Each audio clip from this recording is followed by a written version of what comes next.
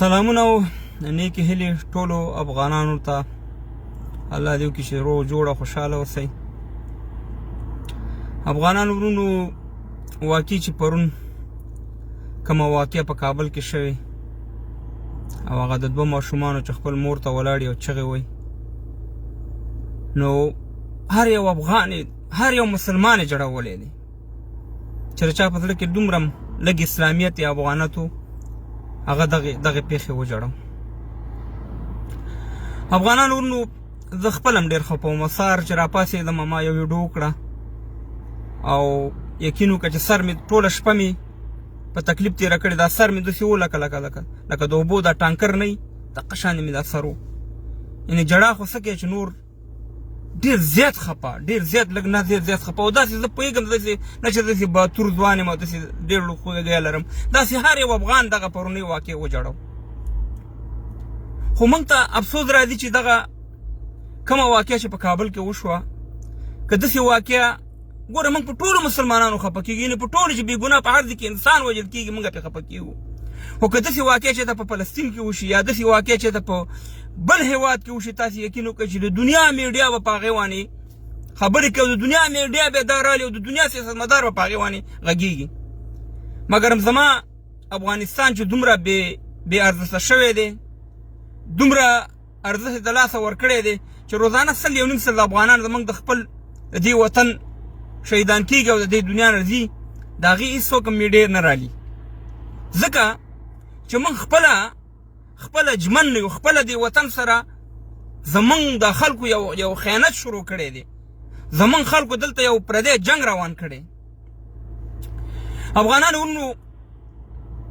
یو خو افسوس ما ته په هغه خلکو باندې راځي. زه به خبرې در سره په تفصیل سره کوم، والله چې اوس هم زه ټیک نه یم، قسم د اوس هم زه عقل روان نه لري، بېخي صحت مې خراب دی، خبرې نشم کولی. خو غوښتنه چې تاسو ته لږ راشم. بعضې ملګرو ما ته ټلیفون وکړه چې یاره ستا صحت څنګه دی؟ نو اوس مې صحت مې انشاءالله ګزاره کړې ده او خبره چې سهار نه یا د شپې نه اوس ښه یم. زموږ هغه علما که په خارج کې دي که په داخل کې دي، هغه سیاستمدار، هغه پوه خلک که په خارج کې دي که په داخل کې دي، خصوصا چې په خارج کې دي، یعنې نه په دې کې کومه ونډه اخلي، نه په دې کې یو د خیر خبره کوي، نه په دې کې کوم لیکل کوي، نه بس خاموشه ناست سي مهربانه چې بس کله بابا غوښې ډوډۍ راوړي سي مهربانه هغه کار کوي چې ښه ډېر افغانان مړه شي، ښه ډېر افغانان تباه او برباد شي، نو بیا به دې هغه وخت کې راپاڅېږي. او په دې کې هغه خلک ځینې هغه وایي چې موږ د روسانو په خلاف باندې جهاد کړی دی. مګر د روسانو په خلاف جهاد کړی، مګر همدلته د فیسبوک ته سر نشي راښکاره کولی، یو د خیر خبره نشي کولی. ځکه که د خیر خبره وکړه خو بل ورځ پاکستان ته د پاکستان نه یېرېږي که نه، هلته پاکستان کې خپل مفادات دي یا بل، یعنې د هغه د خیر خبره هم پرې نه کېږي. نو موږ ویاو چې یاره که هر څومره ځان ته عالم ووایي، هر څومره ځان ته تعلیم یافته ووایي او هغه زما د وطن په درد ونه خوري او هغه د اسلام او د افغانانو په درد ونه خوري، نه د هغې عالم ته زه عالم ویم، نه هغه تعلیم یافته ته زه تعلیم یافته ویم. هسې بېادبي دې ډېره ما پې وایي په خره باندې کتابونه بار کړه. مقصد یې هغه دی، ځکه چې زما د وطن کې د سرو وینو باران دی، اور پکې بلیږي. باید په دې ټیم کې ته راپاڅېږي، دا تا باندې حق دی، هم اسلامي هم انساني او افغانیت، چې ته خپل کردار ادا کړي. دا وطن چې دی، دا وطن نه د قطر د والا د دفتر والا دی او نه وروره په دیار کې چې ناست نه د هغې دی، دا د ټولو افغانانو مشترکه هېواد دی. په دې کې زموږ د هر یو حق جوړېږي چې موږ پکې د حق خبره کوو، راپاڅېږو، د دې خپل د وطن د بدبختیانو نه خلاص کړو. دا خو چا په ټیکه نه دی اخیستی چې ورور د پارک کې څوک ناست وي د دې به ټیکه یا به په قطر کې هغه طالبانو مشران ناست یا به د هغې ټیکه، نه دې کې باید موږ او تاسې راپاڅېږو، حق ته حق ویو، ناحق ته ناحق ویو. او موږ ته په خپلو ما ګوره زه همیشه دا ویم، زه ولې د افغانستان په ملیان زه ډېر یادوم، ځکه یادوم چې دوی د حق خبره نه کوي. 5% بیا د حق خبره کوي، مګر 95% قسم ته خورم هغه ډارن دي، هغه بې پیادې دي چې هېڅ مقصد یې نشته، هېڅ پیاده موږ ته رسېږي. خو چې تورخم نه دې خوا راواوړي بیا خبرې ډېرې د افغانستان په طرفګرۍ او د افغانستان په تبعۍ واني، مګر د افغانستان په باره کې د دې خبرې ډېرې کمزوري دي. افغانانو ورونو ګورئ، منګ که چېرته ګوره منګ او تاسې همیشه دا خبره کوو منګ او تاسې ډېر پوه خلک په دې وطن کې لرو ډېر ډېر ډېر ډېر د لوی قندهار د لوی پکتیا همداسې د مشرقي همداسې د نورو ولایتونو چې منګ او تاسې په دې منځ کې خلک راوچت کو خپل سپینګیري راوچت کو که طالب کې ملامتې طالب ته وایي چې ته ملامت یې که حکومت کې ملامتې حکومت ته اوس دواړه دعوې دا کوي که نه طالب وایي ولس ما سره دی حکومت وایي ولس ما سره دی خو دا دواړه دې تکړه شي دغه اختیارات دې ولس ته ورکړي اختیارات دې ولس ته ورکړي لویه جرګه دې راوغواړي ګوره زه همیشه دا خبره کوم ولې چې زموږ تاریخ په لویو جرګو تېر شوی زموږ د وطن همیشه فیصلې موږ غټې غټې فیصلې په لویو جرګې کړي زموږ نه خلکو چل زده کړی زه وایم چې ګوره که طالب وایي چې د ولس ما سره دی خو طالب دې راپاسېږي دا اختیار دې ولس ته ورکړي او حکومت دې راپاسېږي ولس به فیصله وکړي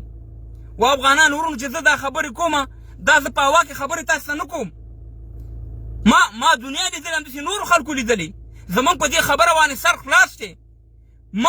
موږ چې کله یو ځل موږ هلته خپلو کې سره معامله جوړه شوه موږ افغانان سره جوړ شو خارجیان زموږ هېڅ هم نشي کولی خارجیانو سره بیا موږ صفا خبره کوو بیا یو خبره به خو د بده مرغه ګورئ تاسې وګورئ دغه خپلو د سیاسونو ته یا د حکومت یا د طالبانو دغه ته غر داسې منډه او غر داسې منډه او غر داسې منډه ټول دا کار دی وروره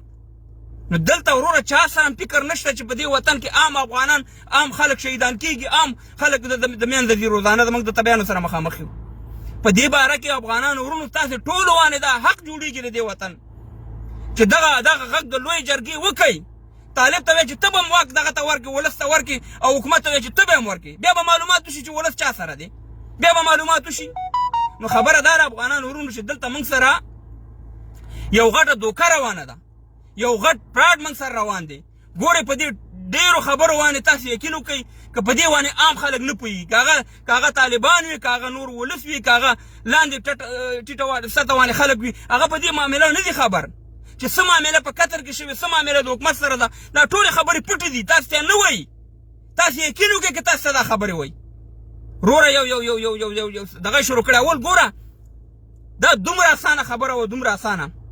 چې کله د طالبانو او د امریکایانو ترمنځ خبرې کېدي خو حکومت یې پکې کېنولی وې دا معامله به ختمه ولې زما جنګ ته زمینه برابره شوه اول داسې دې ډرامې ته وګورو چې دا ډرامه تاسو سره روانه ده خو دا درې واړه به ناست فیصله بیا کړې وې موږ وروسته خو بیا قبول وکړه خو موږ ویله چې وروره دا دواړه سره کېناسته بس هېڅ خبر خو دا مطلب دا دی په یو سازش باندې په یو پروګرام باندې دا کار وکړو چې وروره حکومت یې تېنه بار کړو طالب او امریکې سره خبره وکړه او سمون سره نه خوري نو خبره دا ده چې په دې ټوله ډرامه په دې ټول شي باندې هم د طالبان مشران خبر دي هم حکومت خبر دی په غټ سطح باندې خلک لاندې خلک نه دي خبر نو موږ د دې وطن بچیان یو دا داسې نه کېږي چې زه قلارې کور کې کښېنم او ته کور کې کښېنې او دا کوم چې ځان ته ډېر هغه د پنجابیانو خبره پړه لیکه خلک چې ځان ته وایي ملیان او علما او تعلیم یافته خلک چې قلاره شین ته ناست دي او سه مهربانه 15 کاله تاریخ لرمه او بس ما دا کړي او هغه مې کړي او نور قلارې ورور دلته په اروپا کې ډډې والي سه مهربانه خپل کارونو ته زور ورکړي نو بیا د دې ژوند نه څه پیدا چې زه د وطن د یو الله تعالی یو انسان پیدا کړی مسلمان پیدا کړی چې زه د حق خبره نشم کولی نو زما او د ځناور بیا د ژوند څه فرق شو ځناور هم راغلی په ځنګل کې ژوند تېرې تیم تېروه خو که زه چېرته دا وګڼم چې زه الله تعالی انسان پیدا کړی مسلمان یې پیدا کړی دا په زما باید د دې ګریوان کې د سوچ وکړم یو طرف هم ما اخله زه داسې نه ویم مه د طالبانو طرف اخله مه د حکومت طرف اخله د حق خبره وکړه حق خو د الله تعالی په دې قرآن کې الله تعالی وایي چې قرآن کې درته ویل چې ته حق بیانوه یو سیټ خو ماله مګر ته چې دا خاموشي دې اختیار کړې ده د دې مطلب دا دی چې ته یو غټ خیانت کې د دې مطلب چې دا تا کم علم او کم تعلیم دې کړی داسې بې ځایه دی نو افغانان ورونو موږ به خپله مبارزه جاري ساتو موږ به خپل اواز اوچتو موږ به خپل اواز خاموشه کوو نه ورخطا کېږو به نه خپل دغه به د لاسه نه ورکوو ځکه دغه وطن په موږ باندې حق لري دغه اسلام او دغه ماته دا دغه راکړی چې باید چې زه یو مبارزه وکړم زه د الله تعالی چې ژوند راکړی دی یو مقصد دپاره راکړی یوازې پیسې ګټل مقصد نه دی یوازې خپل بچی ساتل دا مقصد نه دی د خپل قوم خدمت د خپل وطن خدمت د خپل خلکو خدمت الله تعالی راته دا چې دا به هم کې دا ټول ما ته دا انرژي راکړې زه فیسبوک ته راځم دا خبرې کوم یو منډه ترړم یم د افغان سره کېږي تاسې مې ګورئ کوم یې ورسره د خپل د وس د حسابه داسې که موږ هر یو افغان او زه وینم ډېر ځوانان دلته راځي مبارزې کې، بعضې پکې لږ خبرې تیزې راتیزې کې د هغې خلاف یم زه مخکې مې درته ویلي دي چې مبارزه باید چې په چوکاټ کې وي، خو هلکان دي نه پوهېږي که نن نه سبا به پوه شي. نو دغه ځوانان الحمدلله د دغه تعلیم یافتهونه د دغه علماو نه دغه زه بهتر ګڼم، ځکه د وطن سره لیونۍ مینه ده، بیرغ یې په اوږه راچولې او زنده‌باد افغانستان. نو د خپل ګوره دغه تاسې ما ته وایئ چې هغه عالم چې ځان ته غټ عالم یو غټ تعلیم یافته هلته ناست وي، ته ما ته وایې چې دغه زلمی نه ښه دی که ښه نه دی، چې دغه اقرب تعلیم یې نه دی کړی، په دې جنګ کې د تعلیمونو نه پاتې شوی. و افغانانو موږ تباه و برباد شو. تاسې ورشئ افغانستان ته، تاسې وګورئ چې د ځوانان څومره پاتې دي، ستاسې سیاسرې د ماشومان څومره پاتې دي. ځوانان هم وروره شهیدان شو، څه چې پاتې شو وروره څه پاکستان ته منډې وایي، څه وروره یورپ ته منډې وایي، وطن هم وروره دشته کېږي. باید د دې موږ جدي او فوراً غم وکړو، د دې علاج د دې غم موږ او تاسې افغانانو مخکې مې دا ویلې چې موږ او تاسې به په خپلو مشرانو غږ کوو، په خپلو دغه دوه طرفیان چې کوم حکومت او طالبان دي د دې په منځ کې به موږ او تاسې یو لاره راوباسو. او دا ډېره اسانه خبره ده، دا ډېر د دې ته ووایه چې تاسې وایئ چې موږ سره ولس دی، خو دا اختیار تاسې ولس ته ورکړئ چې دا معامله ختمېږي که نه ختمېږي. ګنې یقین وکړئ چې تاسې یو بل جنګ ته روان استئ، دا تاسې یو ورځ ډېره قیمتي ده، تاسې یو بل جنګ ته ورګزارئ او هغه به داسې جنګ وي چې تاسې یقین وکړئ چې خدای نخواسته هم به افغانستان د ماتېدو طرف ته ځي، هم به زمونږ او ستاسې دا کم شیونه دي دا به ټول موږ او تاسې د لاسه ورکوو. بیا به زمونږ او ستاسې میندې خویندې په ایران او په پاکستان کې به سپکېږي، په دې لارو باندې به تباه او بربادېږي. نو دغه په موږ باندې حق دی، موږ او تاسې که او که بیا دا مو نه شو تاسې دغه نورې ویډیوګانې به هم کوم. په دې اروپا کې به موږ او تاسې مظاهرې کوو. اوس خو کرونا ده، دو قرباني به ورکوو چې دلته به د یونایټډ نیشن د یوروپین پارلمان مخې ته د جنیوا مخې ته به بسترې به اچو، قرباني به ورکوو. هر یو سړی په ځان باندې دا وګڼي چې زه په میاشت کې یا یو شپه یا دوه شپه قرباني به ورکوم. یقین وکړئ که په کال کې نمبر هر یو افغان به موږ او تاسې دا قرباني ورکوو. دلته به بسترې اچو، تر هغې پورې به زموږ بسترې هلته پراته وي چې تر څو پورې موږ افغانستان کې یو امن سوله نه راغلي. او امن سوله چې دا ټولې کونجیانې د یوروپ سره دي، ټولې کونجیان دغه امریکې سره ده، په دې باندې به موږ فشار راوړو. ګورئ افغانانو ورونو، تاسې خپله سترګې لرئ. په دې اروپا کې زه دغلته ځنګل کې ولاړم، دې ځنګل کې زه مرغۍ نشم ویشتی. د دې ټانګونو او توپونو باندې زما ماشومان سوري کړو، زما وطن ته جنګ راوړو. زه حق نه لرم چې دې نه دا پوښتنه وکړم چې زما په وطن کې دې ولې داسې بدبختي راوستې؟ دا جنګ خو تا راوستی که نه؟ دا ټوپک خو تا ماته راوړې، دا بارود خو تا ماته راوړي. ته پوهېږه پاکستان دې پوهېږه، ایران دې پوهېږه، نور دې پوهېږه، موږ ته سوله راوله. ته وګوره چې راځي که نه راځي. شرم موږ نه دی په کار چې هغه تورین چې موږ او تاسې خو د سپین او تور پسې ډېر ګرځو افغانان. یو توری په امریکا کې مړ شو، یو توری دنیا یې وخوځوله. دنیا هغه ټرمپ ورته وروره په دغه باندې شو چې دا څه بد کار شوي. زموږ او تاسې روزانه 1.5 سل افغانان دا کېږي که دلته جلسه ونیسي، اول خو درته هغه راځي نه، او که درته راشي هغه کوم چې مشران په کورونو کې ناست وي، دې نه هېڅ شی هم نه جوړېږي. به دې نه هېڅ شی نه جوړېږي، دا خبرې به کوي، منطق تبلیغات به کوي. دا ښځې نولي غونډه کې به کور کې ناست وي، ستا او د هغه په ځنګل کې چې هغه نولۍ ناست وي، ستا او د هغې څه فرق دی؟ نو دا قرباني غواړي، دا ژوندی قوم غواړي. دغې لپاره موږ او ستاسې خپل دغه کوو. نو سلامونه ته وعلیکم سلام، عزتمن شئ، خوشحاله شئ. زه اوس ښه یم الحمدلله. بېګانه یقین وکړه چې ډېره د درد شپه وه، ډېره د غم شپه وه. هر سړی خپل بچیان لري. موږ او تاسې په دې اروپا کې ژوند هم کوو، خو سوچ او فکر هم د خپل وطن سره دی، ځکه دا وطنونه آباد وینو، دا وطنونه ماشومان پارکونه او د دې د لوبو ځایونه وینو، د دې امکانات وینو، په خپل وطن باندې مړه درک کوي. موږ چې کشکې چې زموږ او ستاسې د وطن ماشومان، زموږ او ستاسې د وطن سپین ږیري ځوانان یا نور دغه شانې په سهولت کې وي. زموږ او ستاسې نور څه مقصد دی په اروپا کې؟ خو هر سړی ځي خپل بچیانو ته یو 2 روپۍ ګټي سي، مهربانه راځي او ښه په ارام زندګي ده. ګرمې اوبه هم شته، یخې اوبه هم شته وروره، بخارۍ هم شته دی، ایرکنډیشن هم شته دی، هر څه شته دی. خو په وطن باندې مړه درد کوي. او دا به څومره کمزوری او دا به څومره ولیدلی افغان وي چې د وطن دپاره یو غږ نه اوچتوي، د وطن دپاره دی او د خیر خبره نه کوي. نو الله دې وکړي چې زما خبرې به تاسې ښه لګي. سلامونه ته بیا هم وعلیکم سلام. څوک راغستی نه شمه، دومره هغه توان نه دی پاتې، خو خپل دغه به انشاءالله د لاسه نه ورکوم. خپله مبارزه به مې انشاءالله د مرګ د ورځې پورې به وي، او حق خبره به کوم که چاته یو دوه کسان منفي زما په خلاف وانه وي لاس خلاص خو زما په دې وانه ایمان دی چې زه الله ته به ورځم قبر ته به ورځم ما نه به الله تعالی هغه شي پوښتنه کوي چې ناجایزه کار مې کړی غلط کار مې کړی نیوکه کوم په هر چا وانه کوم دا زما حق دی دا زما قانوني او اسلامي هر حساب زما حق دی کوم د خیر خبره کوم د جنگ خبره باندې کوم او ما ته افسوس په هغه ډزمارانو باندې راځي چې په دې اروپا کې ناستي یو څو زه پیژنم یو څو د ښه واورې زما خبرې زما لیپونه تاسې ګورئ کیمرم چېرته یې لکړه په ټیبل باندې هم د شرابو بوتل پروت دي او خپل بچیان هم چې کوم ځای کې درسونه وایي هغه ټول ماته معلومات دي په کوم حالت کې چې ګرځي هم ماته معلومات دي خدای ته وګورئ ورته ورپکې مه وهئ افغانستان دپاره د خیر خبره وکړئ د نظام ملاتړ دا نه دی چې موږ ګنې اشرف غني نه نظام د ملا تیر دی دې چوکۍ ته چې هر رئیس جمهور راځي هغې ته به موږ سلام کوو خو د نظام په خلاف باندې چې څوک هم خبره کوي پوه شئ چې دا د اسلام هم دشمن دی د افغانستان هم دشمن دی او تون حالت په دغه شان سړي وانې وي څوک دغه زما د نظام په خلاف باندې خبره کوي زما غونډه کې ملي اردو زمونږ د ملي اردو په ټوله دنیا کې نشته اسلامي ملکونو کې ته ورشه دا د ترکي اسلامي ملک دی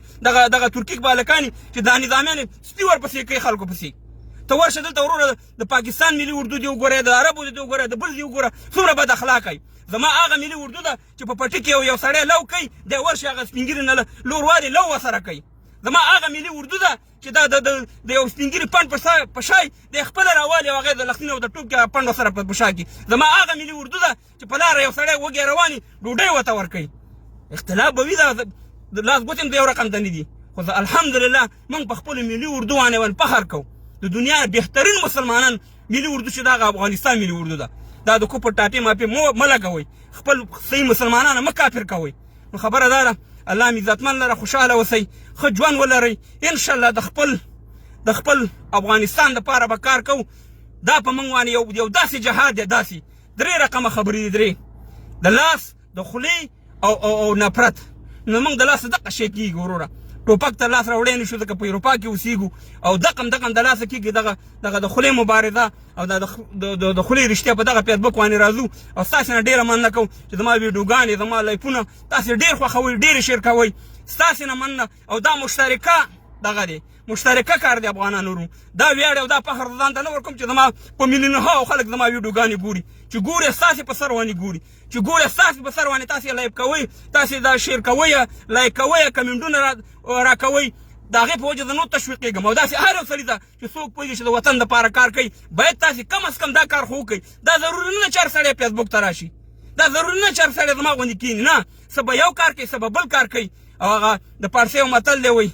کم چې اساس دغه میشه دریا میشه موږ پارسي مولا کې سم پویګو الله دې رحم وکړي خو د وطن دغه شانې بدبختۍ نه شوي چې وروره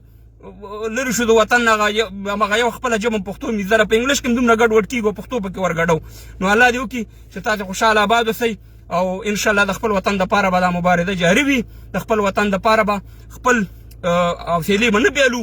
او موږ به د دې دواړو باندې غږ کوو هم د طالبانو مشران هم د افغانستان ورته به چې واک ولس ته ورکړه او د لوی جرګې غږ ما مخکې هم کړی بیا هم کومه چې دا فیصله ولس ته پرېږدئ چې ولس فیصله وکړه چې هر یو غوښتو به راشي او د افغانستان دپاره به کار وکړي خو ما ته ډېر افسوس په دغه تعلیم یافته او په دغه ملایانو باندې راځي چې خصوصا په د اروپا کې ناست یو خاموش هستئ که نه ډېره د افسوس خبره ډېره د شرم خبره ده ستا علم ته زما هېڅ ضرورت نشته او نه مې ستا تعلیم ته ضرورت شته چې ته زما د افغانستان په درد ونخوري ولا په کوم وخت چې دی ځه خدای په امان وخت ولرئ بیا به انشاءالله خبرې کوو عزتمند شئ خوشحاله شئ بیا هم رانه خولې روانې دي او بس انشاءالله خپل کوشش به کوو دا عظیم جهاد دی د خپل وطن دپاره خدای په امان